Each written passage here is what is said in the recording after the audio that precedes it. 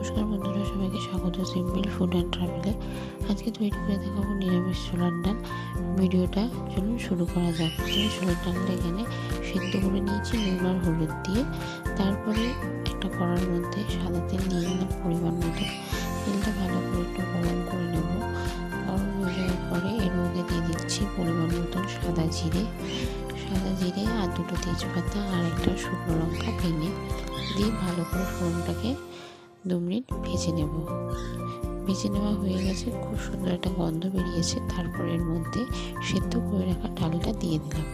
আপনারা যারা চ্যানেলে নতুন ভিডিও দেখছেন অবশ্যই চ্যানেলটি সাবস্ক্রাইব করে দেবেন, পাশে থাকা বেল আইকনও ক্লিক করে দেবেন যাতে সবার আগে নোটিফিকেশন গিয়ে পৌঁছায়। এবার ডালটার মধ্যে একটু জল আর পরিমাণ মতন হলুদ, নুন আর সামান্য চিনি, যেহেতু নিরামিষি ডাল সেই জন্য সামান্য চিনি দিয়ে ভালো করে নাড়াচাড়া করে নিলাম।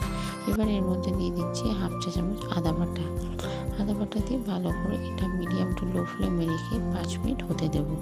আপনারা যারা চ্যানেলটি সাবস্ক্রাইব করেছেন তাদেরকে অসংখ্য ধন্যবাদ। এখানে ডালটা প্রায় হয়ে গেছে, এবার নামিয়ে রেখে দেব। এখানে নিরামিষ ছোলার ডাল খুব পুরো তৈরি হয়ে গেছে। খুব কম সময় খুব সহজেই আপনারা এইভাবে তৈরি করতে পারেন। এটা ভাত, রুটি বা লুচি সবের সাথে খুবই অসাধারণ লাগে খেতে। এখানে ছোলার ডালটা হয়ে গেছে তৈরি। ভিডিওটা কেমন লাগলো অবশ্যই জানাবেন। আশা করি ভালো লেগেছে। ভালো লাগলে লাইক, শেয়ার, কমেন্ট করবেন। চ্যানেলটা সাবস্ক্রাইব করে দেবেন, পাশে থাকা বেল আইকনে ক্লিক করে দেবেন যাতে সবার আগে নোটিফিকেশন গিয়ে পৌঁছায়।